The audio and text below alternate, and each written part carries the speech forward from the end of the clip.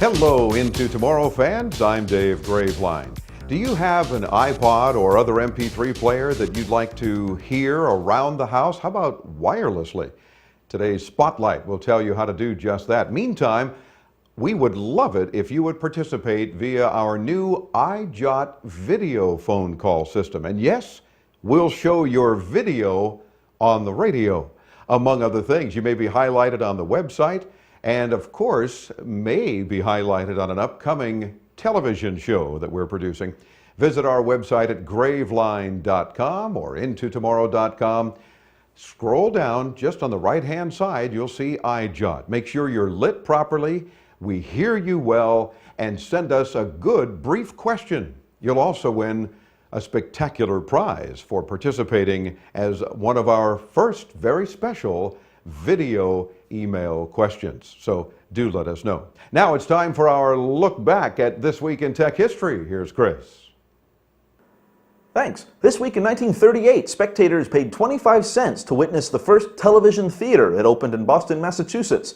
The variety show with dancing and song lasted 45 minutes and was attended by 200 people. The acts were performed on a floor above the theater and transmitted downstairs by closed-circuit TV. In 1962 this week, the Telstar communications satellite was successfully launched from Cape Canaveral, Florida. Telstar would usher in a new age of communication via telephone and TV, with voice and picture transmission from Europe to America and back. Signals were picked up by a 38-ton antenna in Andover, Maine. And in 1960 this week, one of America's favorite toys, the Etch-a-Sketch, first went on sale. That's our look back at This Week in Tech History. As always, This Week in Tech History brought to you by tigerdirect.com/Dave. Great prices, great selection on all sorts of consumer electronics. Do visit them at tigerdirect.com/Dave.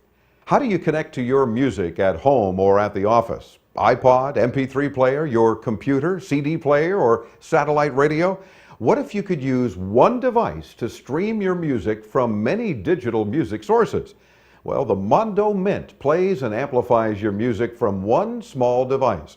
Here's Rob Almanza with this week's Product Spotlight to tell us more. Thanks, Dave. And this week's Product Spotlight is, yikes, the Mondo Mint.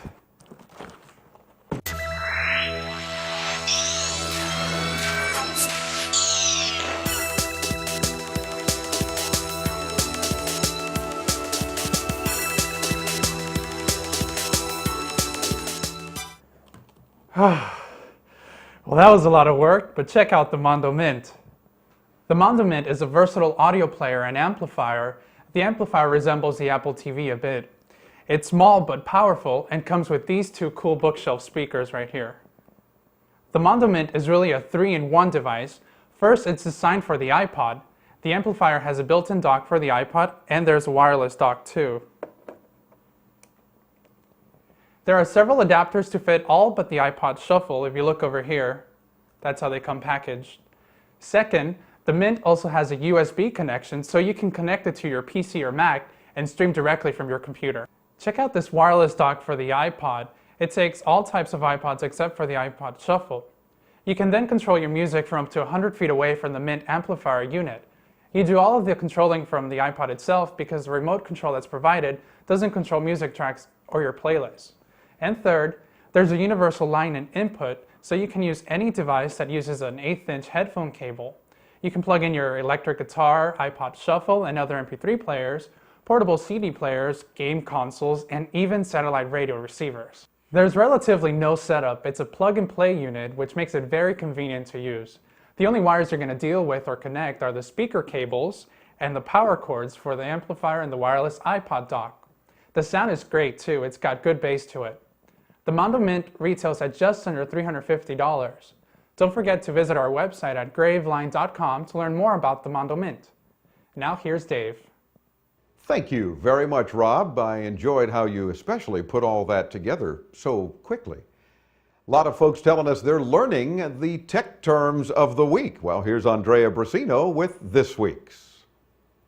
Thank you, Dave. The tech term for this week is USB, and it stands for Universal Serial Bus. It's an external bus that supports data transfer to interface devices, like when you plug in your little flash drive onto your computer. A bus is a collection of wires through which data is transmitted from one part of your computer to another.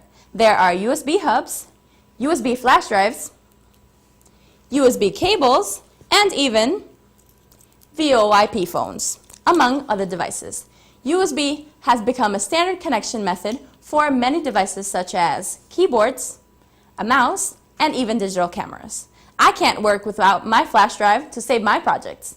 So, if you have a tech term that you would like to know about, send me an email to andrea@graveline.com. That is andrea@graveline.com. That's this week's Into Tomorrow Tech Term of the Week, USB. Now, back to you, Dave. Thanks, Andrea. Now we all know what those letters USB stand for. Have you entered our cool Into Tomorrow Hot Summer giveaway yet? One entry per household. There is a plethora of prizes, over 100 individual prizes that will be given away over the next few weeks. So be sure and tell your family and friends about it too. Still only one entry per household, but if they're in another household, they too can enter. You can check all the rules and all that legal mumbo jumbo out at graveline.com. Just click on the cool Into Tomorrow Hot Summer giveaway and good luck. Also remember, the Ask Dave hotline is open for you 24/7, 1-800-899-INTO, 800-899-4686. We want to hear from you, and thanks for tuning into tomorrow.